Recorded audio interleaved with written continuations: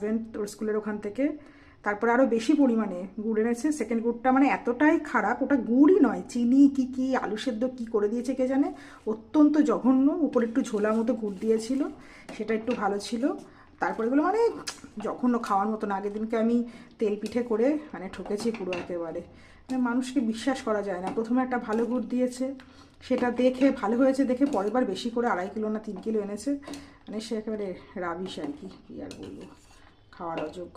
যাই হোক, এবার একটুখানি ফোটাবো, ফুটিয়ে নিলে আমার শেষ। আর একটু আমার গুড় লাগবে, টেস্ট করে দেখে নিলেও হয়। যাই হোক, আমি এখন টেস্ট করে দেখছি না, আমি বুঝতেই পারছি একটু গুড় লাগবে। তবে আমি একটু কম গুড় দেবো এই কারণে যে আমি যখন চুষির মণ্ডটা তৈরি করেছিলাম তখন তার মধ্যে আমি একটুখানি কিন্তু গুড় দিয়েছিলাম। গুড় দিতেই হয় এরকম কোনো ব্যাপার নেই, আমি একটু দিয়ে দেখলাম আজকে যে কেমন হয়।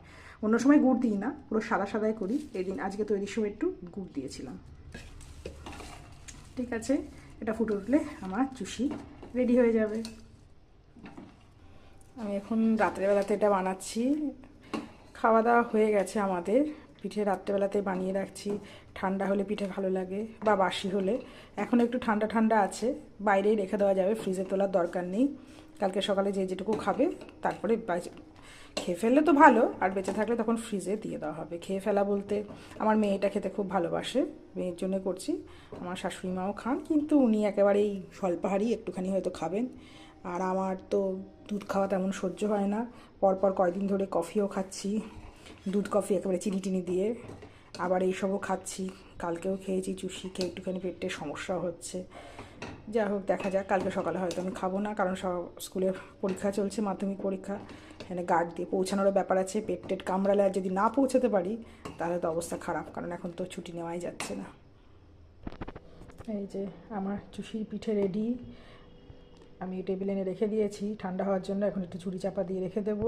আর যতক্ষণ এটা ফুটছিল ততক্ষণ আমি টেবিল ফেবিলগুলো সমস্ত মুছে নিয়েছি।